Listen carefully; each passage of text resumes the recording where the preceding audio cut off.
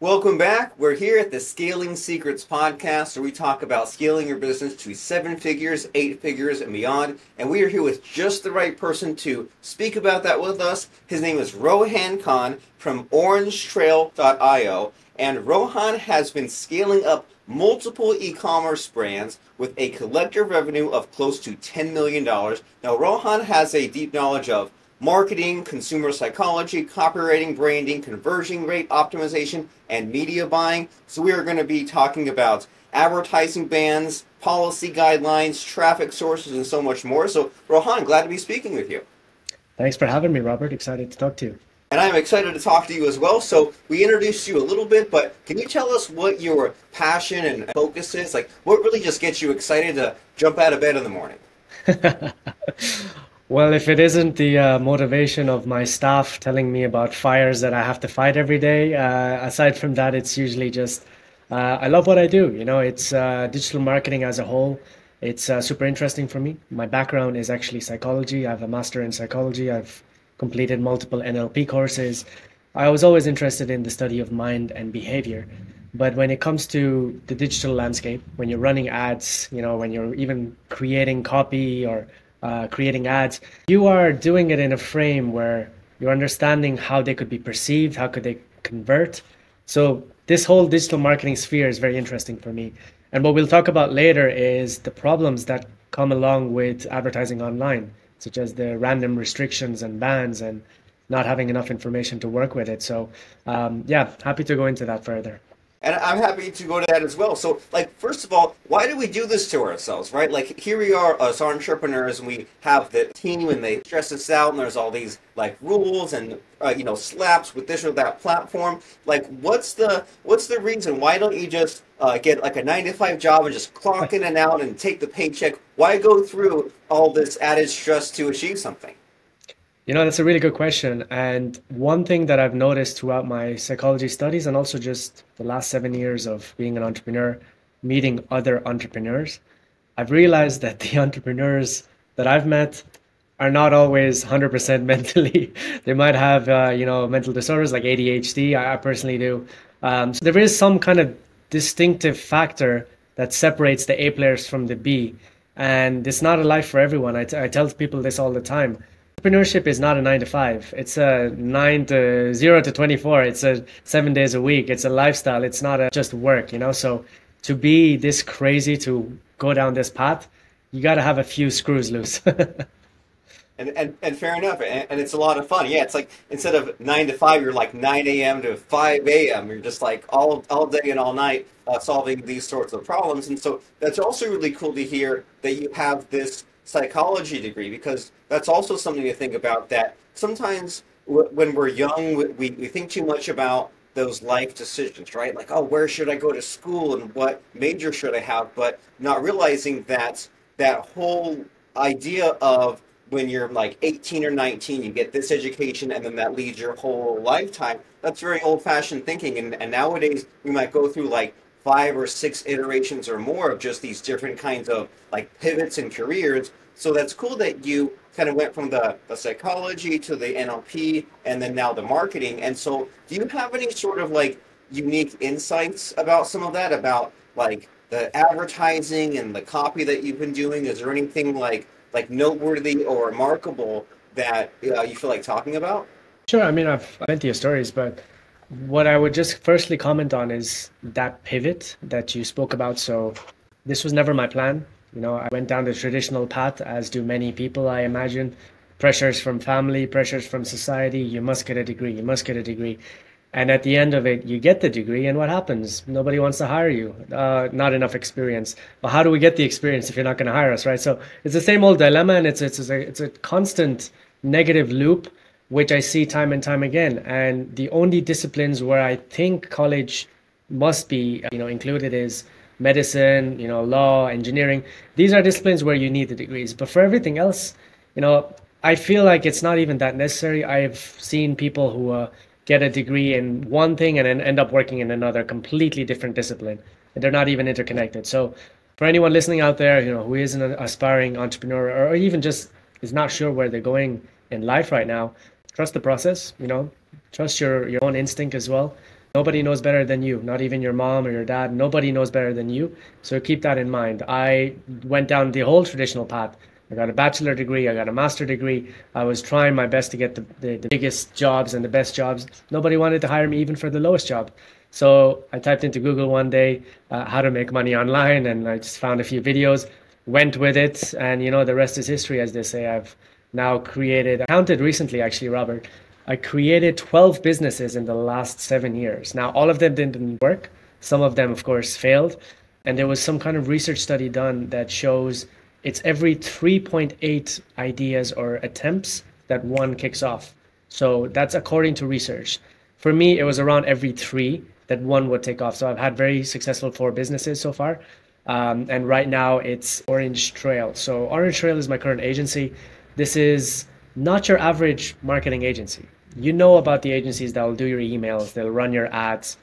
We're not exactly that. We have a very niche service, which is that we provide ad accounts to advertisers. They run their own ads. We just provide them a special type of ad account on which they do it. Now, you might wonder, why don't they just make their own ads and ad accounts? Well, they do, but unfortunately, all of these platforms like Meta and Google and TikTok, they ban them. And the bans are also unexplainable at times, because you might be running the most cleanest, compliant offer in the world, and then suddenly you just get a restriction and you can't figure out why. So this is how my agency actually started to scale. Just in the last 2 years, we've gotten over 400 clients and 30 full-time staff. And that's only possible because we had a very acute solution to a big problem in the industry, and that's all surrounding advertising bans.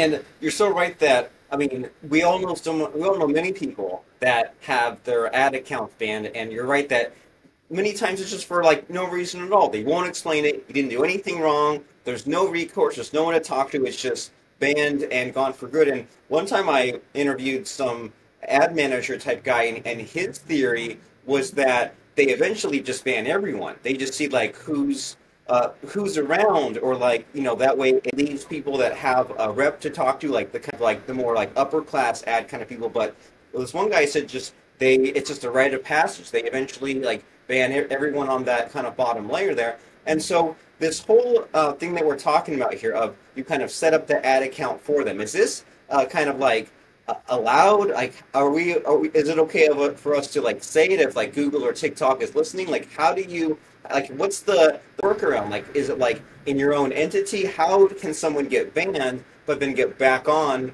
with your account?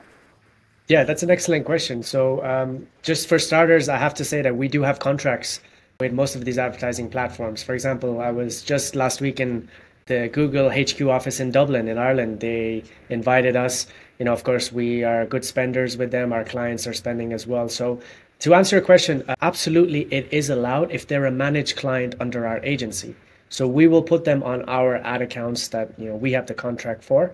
And as long as they're running clean offers, they're not harming anyone, they're not violating policies, this is absolutely allowed. And in fact, these accounts are not your standard accounts. They are higher tier. They are pre-vetted. They have unlimited spend limits. They have a direct line of access to reps.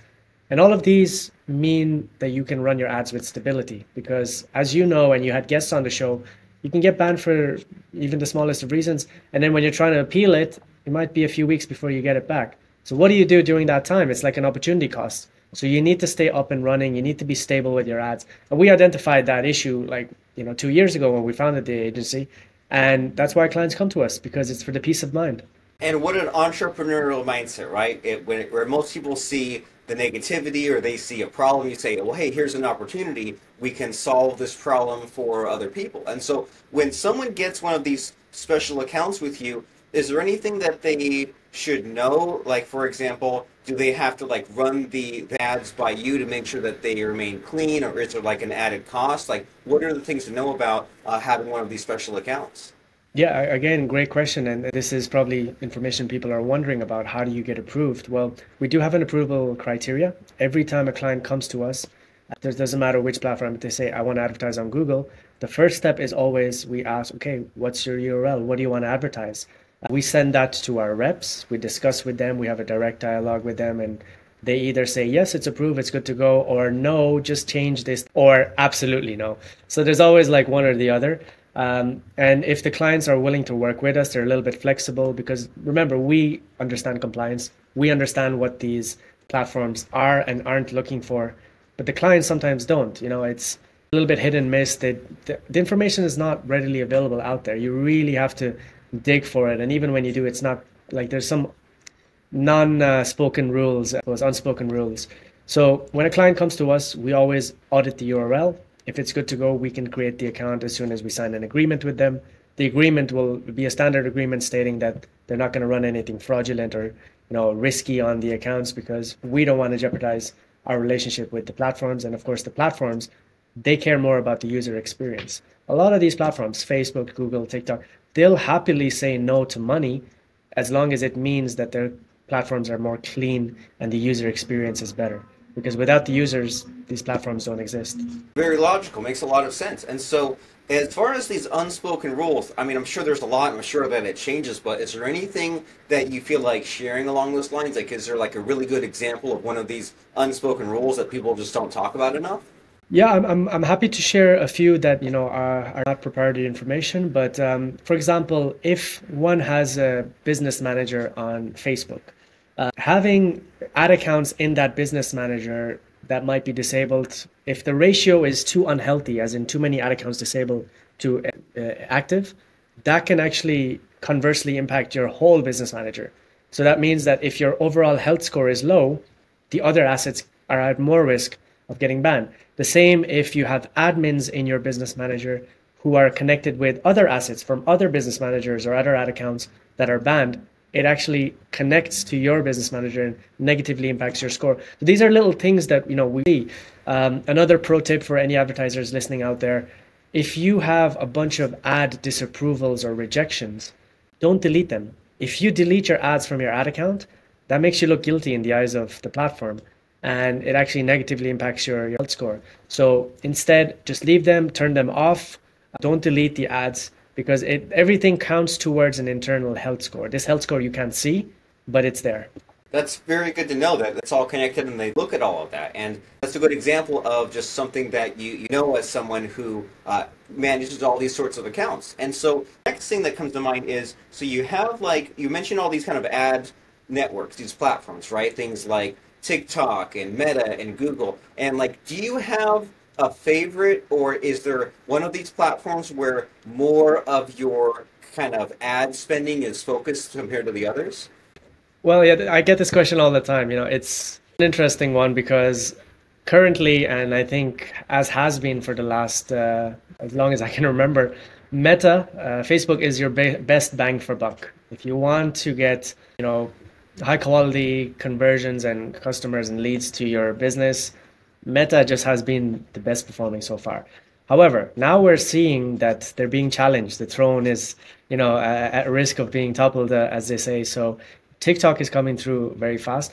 But the problem with TikTok is, as you know, it's a younger demographic. It's getting older, mind you, it is absolutely getting older. Our reps, mentioned this to us as well. It's increasing now from 35, 40 on upward. But as you know, the dominant demographic is younger. So if your offer or your product or your service tailors to a younger demographic, you're winning, you're good. And TikTok has much lower CPMs and CPAs by default. But if your product is kind of like mass scale but older, Facebook is probably going to be your best bang for buck. Our biggest platforms are definitely Facebook and TikTok.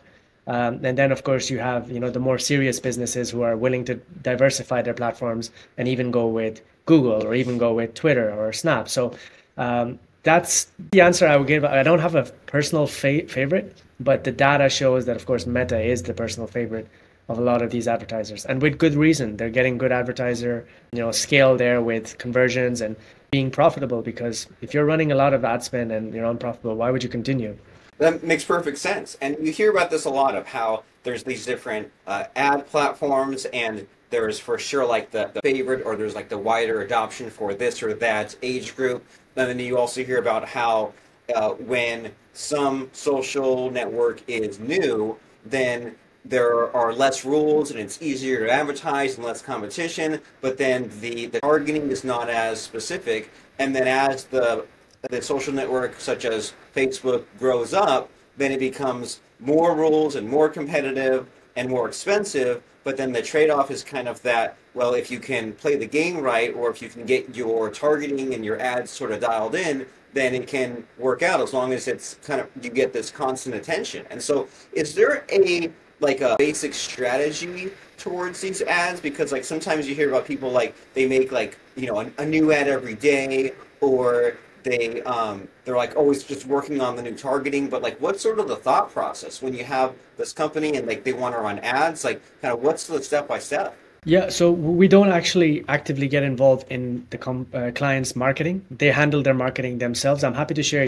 from my experience and from my background, because I did scale up, several e-commerce stores and brands.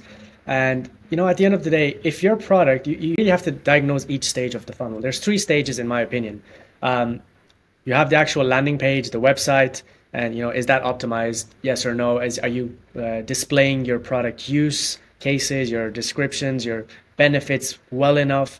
Is it optimized from a conversion rate optimization, CRO point of view? Do you have trust? Do you have all of these social, psychological principles like scarcity, social proof, all of these aspects on the website, the landing page? Okay, that's done good. Then the next stage is, well, is it the price point? Why are you not getting sales? Is it too high? Do you need to split test? There's a lot of aspects that you split test with apps or different softwares, and you can try launching, for example, 1,000 visitors to one price point, 1,000 to another, and 1,000 to another, and then you see based on data or at least a representative sample which one was the most responsive. So then you optimize the offer and the price. And then lastly, in the marketing, in my opinion, this is the most important, because you could sell dog food to cats if you have the right marketing. So this is what I always say: focus on the marketing first. You can optimize the rest later. This is your first touch point. As they say, marriage on the first date is your goal when you're launching a cold traffic ad. That's the first time someone sees an ad. We call it cold because it's the first touch point. And as it gets warmer, you have middle and bottom of the funnel. But the top of funnel ads, how can they convert? Well, if you're using, hooks, the opening 3 to 5 seconds effectively, you can capture their attention. Okay. Then after capturing their attention, you need to sustain the attention. How are you doing that? So, one of my brands was a sleep pillow brand, and I was really appealing to neck pain as one of the hooks, because think about it. How many people sleep in the world? That was my target. Everybody. Exactly. So that's my target market. But then getting more linear and granular into who can I target with that, it was neck pain. And actually, you would find even young people are suffering with neck pain just because they have the wrong pillow type, or they're sleeping wrong. So within the first 3 to 5 seconds, we call that the scroll stopper. When people are scrolling, they're looking at their friends and family, and they see your ad. If you stop them with their scroll, you've got a good hook. And the good hook, you only have about 3 to 5 seconds. So always make sure the first 3 to 5 seconds of your ad are capturing the attention. Then instantly you go into problem, solution. So whatever you're trying to sell, present some kind of problem, because that will make them watch it longer, and then instantly hit them with the solution as well. And the solution is your product, and that's why I should buy. So, there's many structures to ads. That's just one that worked for me. I'm sure there's many others, but also it depends on the product as well. If it's not a problem-solving product, if it's just an impulse buy, something, it's a luxury, well, that may not always work. Then you sell them on the benefits, how their life could be. Because remember, you're selling the experience, right? You're selling the end result of having that product. But, at the end of the day, many things work. It's all about testing. Really, data doesn't lie. What you think might work usually doesn't.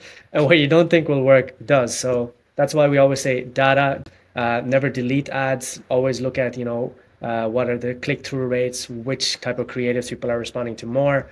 So I hope that explained your question. Yeah, it does, and it gives us a good glimpse into your mindset in a couple of ways, right? Because you have your psychology background, and your kind of copywriting, and okay, well, here's how I'm going to present my offer, and here's how I'm going to present my ads, and then you use the data to then back it up, or to go back and start over, or to improve on what you had. And it seems like a lot of your thinking centers around cutting up the problem into smaller pieces, right? And having these kind of smaller containers. You said that your thought process is, on, well, does the landing page need to be optimized? Is there anything missing there? Do we need to send 1,000 visitors and test the price? Or do we need to then work on the marketing? And that's kind of makes things more doable, right? Because instead of just tackling this huge problem, you can say, well, here's the weak point. And they go in and fix up the headline on the landing page or add in the legal page compliance. And it just, at any given time, you can just go and figure out what piece of it that you are going to be fixing up. And then just to make sure I remember and digest what you said, you then talked about, well, in that kind of advertising piece, there's the scroll stopper. There's what am I going to do in that first 3 to 5 seconds to get them to stop scrolling, and then what am I going to do after that to keep their attention, to make it kind of, if there's any sort of scarcity or urgency, or maybe wake them up to some kind of a problem and make it stand out, make it unique and different. And so just those few ideas alone are things that we can all just go back and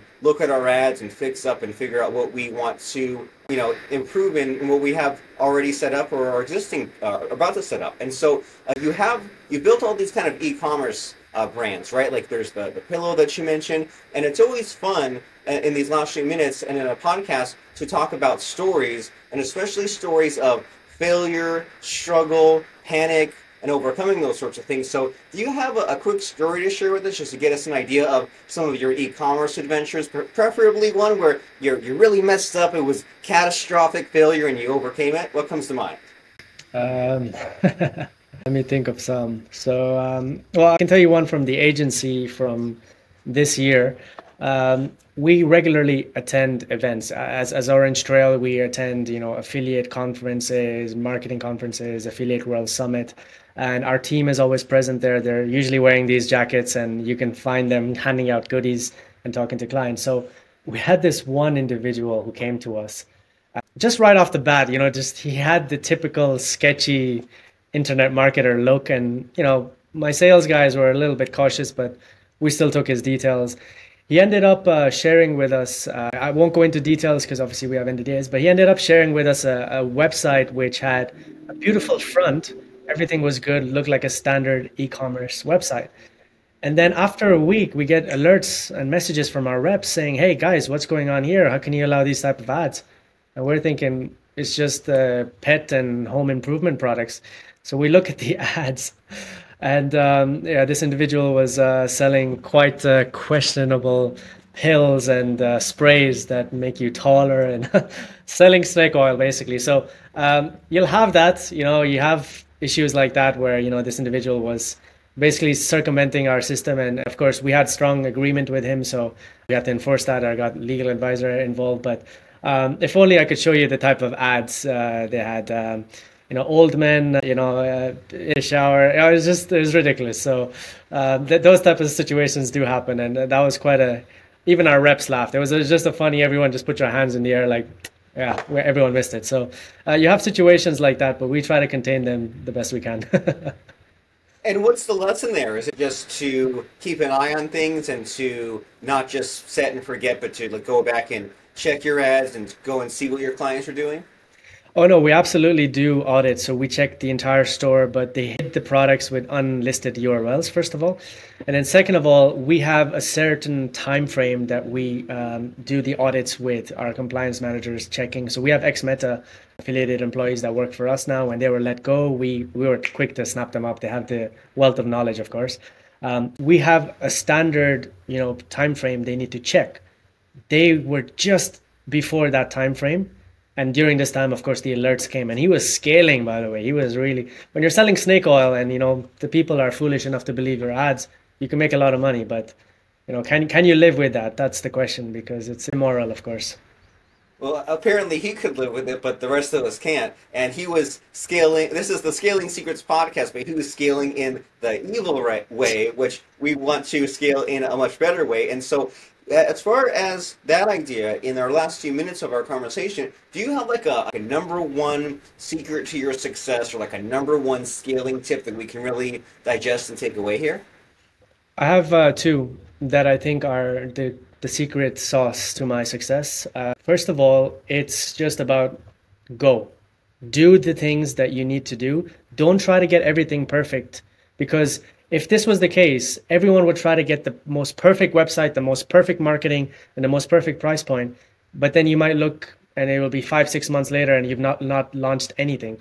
So just launch, go, and then optimize as you're doing it, because you can't get everything right. And that's paralysis by analysis that a lot of wannabe entrepreneurs go through. You have to overcome that. You just have to go and learn as you're doing. There's not enough time. Second thing, and this is probably the most important piece of advice, you need to be perspicacious. And you might hear Andrew Tate saying that word, perspicacity. It's actually true. You need to have this perception of being able to identify opportunities, but more specifically, look for trends, look for opportunities where someone is not doing something as well. You don't have to reinvent the wheel. Many sleep pillow brands existed before me. I still made one. I just improved it. I improved the marketing. So you don't have to reinvent the wheel. Just be on the lookout for trends and opportunities, and then capitalize on them. And you really have to capitalize on them. That's the difference. And then lastly, I think problem solving products and services always do the best, because you really are selling a solution, and you don't have to hard sell usually. And you can get that marriage on the first date. When your ad is shown to them for the first time, they'll convert. But the same may not happen if it's a luxury product. You might have to show them 6, 7 times before they might buy. So problem solving products and services always convert best. Be on the lookout for trends and opportunities and capitalize on them, and just go. Stop talking yourself up. Stop telling people, just go and do it. Yeah, I'm a little bit blunt, but I see these mistakes time and time again. They need to be overcome. And blunt is perfectly okay if that's your personality, and especially if the lesson has not been delivered, right? If there's these podcast listeners and watchers who they've been ignoring this advice, they've been total perfectionists, they've been missing out on these opportunities, and maybe they've also been seeing where their marketing has been falling short and they have not been in this kind of problem solution mindset. So, hey, blunt is okay as long as the message is delivered. And so if someone has been listening and really impressed with the advice that you've been giving so far, and they'd say, okay, I want to take the next step here, maybe not the marriage on the first date, but they're curious, they want to know more about Orange Trail and your company and what you have going on, what's the next step? What's the call to action?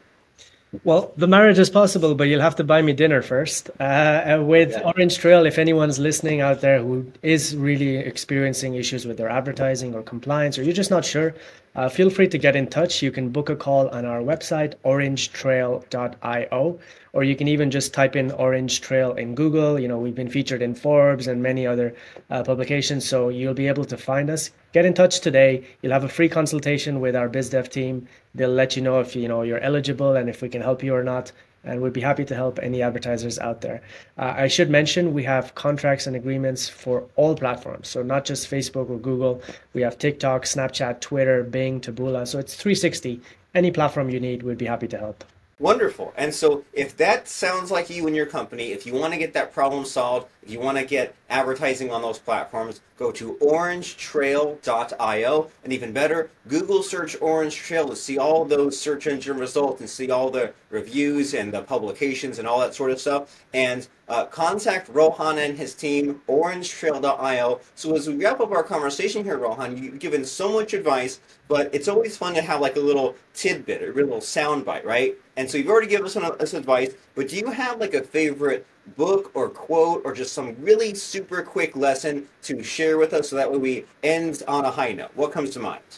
My most favorite quote out there is, you get paid in proportion to the level of problems you solve. The bigger the problem, the more you get paid.